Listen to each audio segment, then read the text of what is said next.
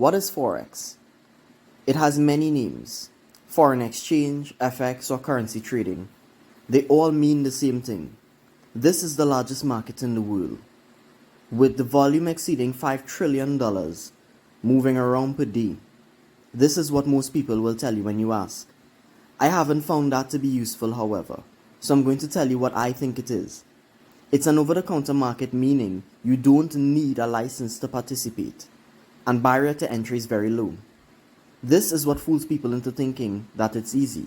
Let me tell you, it is not.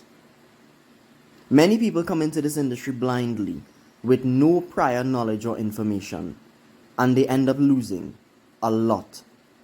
But it's not all bad, because where there are losers, there are winners. And the losers are the ones feeding the winners. The money has to come from somewhere, right? So how do you stop giving your money to the winners? Simple. Become one of the winners. If you do decide to begin trading, you will be classified as a retail trader, which means you will be trading your own money for your own gain.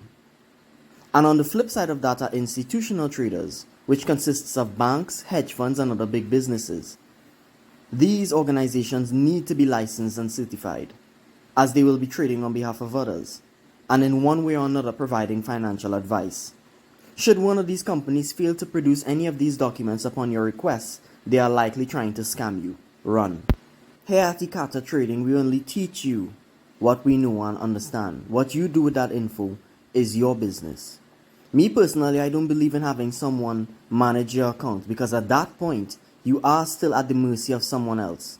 You are not financially free no matter what they tell you. Learn to do it yourself, which is what this entire school is built around. So let's talk about trading. Have you ever traveled overseas? Let's use me as an example. I live in Trinidad and Tobago, which is in the Caribbean.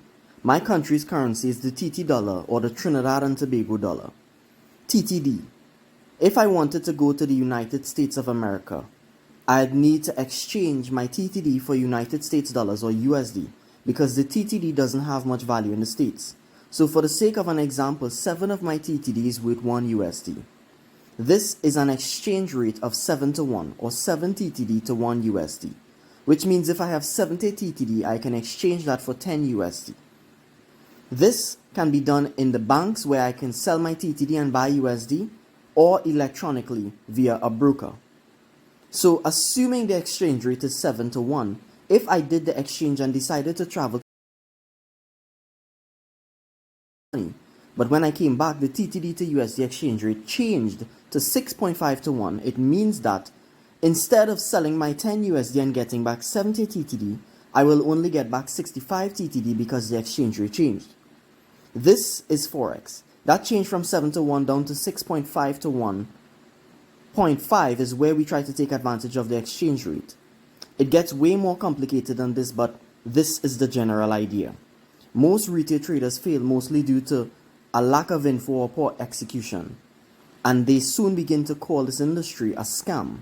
What I have found is people who lose oftentimes need to place the blame on someone or something else rather than themselves to make themselves feel better. Don't be that person. Welcome to the world of Forex.